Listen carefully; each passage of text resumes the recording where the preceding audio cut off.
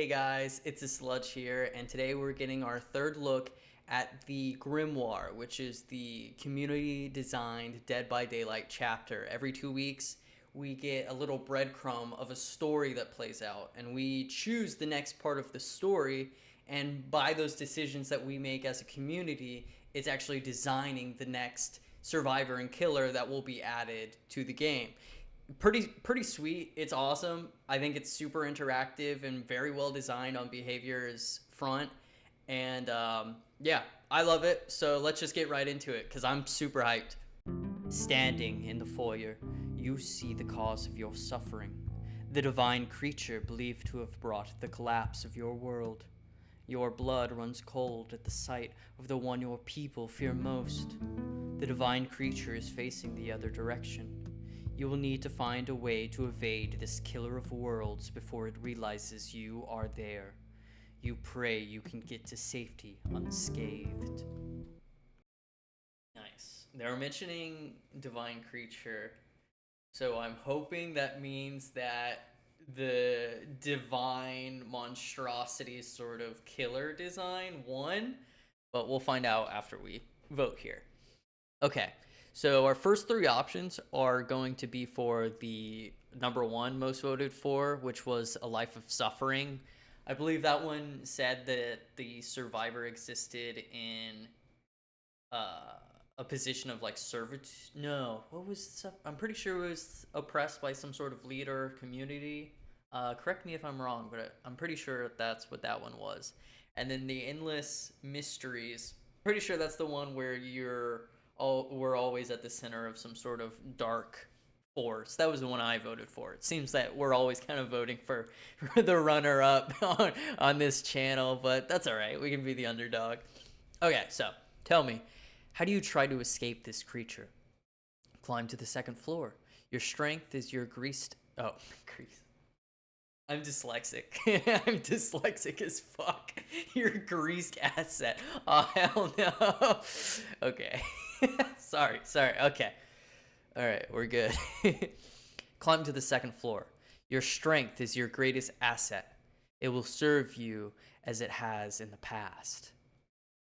Go to the nearest door. Your logic is your greatest asset. You know you must create distance from the creature. Disorient the killer. Your creativity is your greatest asset. Never underestimate the element of surprise. And then these are going to be our two options from the runner-up, which was the Life of Endless Mystery. Charge past the killer. Your courage is your greatest asset. The creature will never expect such a bold move. Remember your studies. Your intellect is your greatest asset. You know enough about this creature to survive it. Okay. I wonder if this only affects the survivor's like background, like their lore, or if it'll actually also affect their perks, because that would be kind of sick. And I can kind of see how these correlate to different types of perks. Like Disorient, we have like stuff like Champion of Light, where it's built around like, oh, you blind the killer and slow them down. Charging past the killer could be some sort of like boldness perks, like a Medal of Man. Remember your studies could be any of like Gabriel's perks or Claudette's, where it's about like healing more efficiently.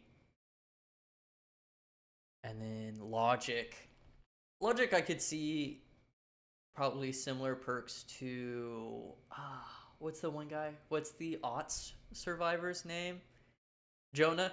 A lot of his perks are about like supporting the other survivors if they miss skill checks. I don't play as Jonah. I don't really like. He's a cop. I mean, ACAB motherfucker. But that's besides the point. And then strength is gonna be anything like David King sort of. Disorient the killer are always really fun perks. I love Flashbang and Blast Mine and Champion of Light. Very, very shithead perks, but I think they're fun. But for your studies, charge the past. I do think that's really funny, but yeah, I'll go Disorient. That's probably, yeah. All right, and this is going to be the killer section. So, okay. Fuck yeah. Fuck yeah. So the number one was divine. That's surprising. I genuinely thought it was going to be cosmic, just because cosmic horror is so popular and like mainstream of like Lovecraftian, and I mean everybody loves cosmic horror, scary space monsters, but divine actually got the majority vote. That's awesome. Probably because honestly we don't have anything in Dead by Daylight that's like that, like a divine being as a killer, because we have things that are cosmic adjacent with like Singularity is cosmic only in the sense that he's from space. It was designed to help the crew. But Dredge, I could definitely see people being like, he's already kind of like a cosmic horror. Um, so I'm glad that people also were like divine. Damn, that's super unique. I hope we stick that to number one because that's so cool. Killer verse 3. Your reflection disappears as you emerge from the unphysical space and into a sprawling room made up of many pathways. The divine force brings memories of terrors rendered upon countless worlds. The screams and cries and nightmares of unworthy souls.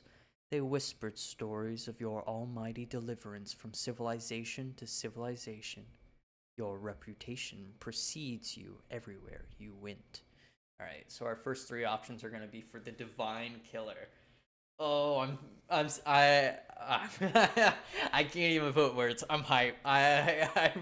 Biblically accurate angel would be so sick, dude.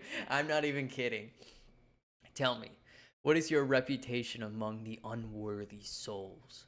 Wielder of exalted truths. They said you are beautiful and terrifying, unknowable by your very nature. That's sick. Be not afraid. Hell yeah. Overlord of sacred abominations. They said you held sway over the underworld, served by your devoted victims. Okay, so kind of like a Hades sort of divine being in charge of the damned.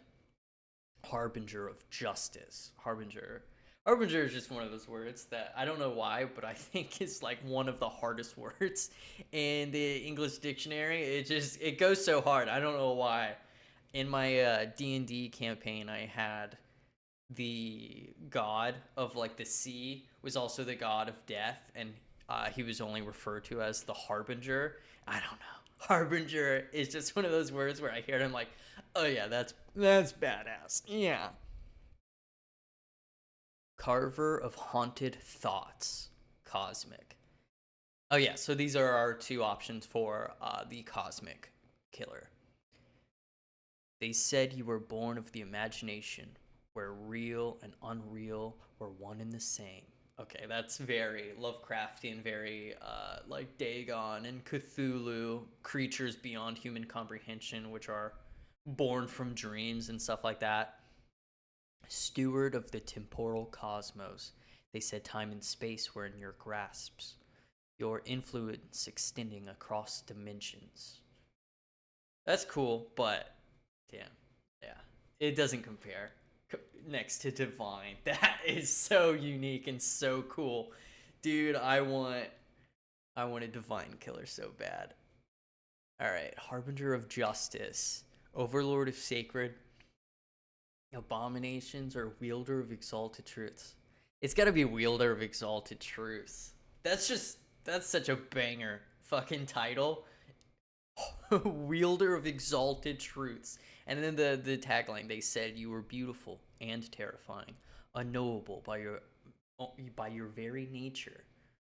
That's so clean. Yeah, that's definitely a be not afraid divine horror. That's so cool.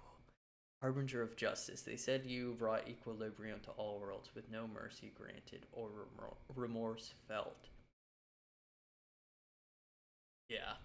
Yeah, it's got to be wielder of exalted truth. That's so cool. That's sick. I'm really excited to see where this keeps going. This is they're really knocking it out of the park, and I'm hoping that we keep divine. because dude, that's gonna be so cool. That's gonna be they're gonna be the most unique killer in the game, and that's awesome. I'm excited to see where we go next.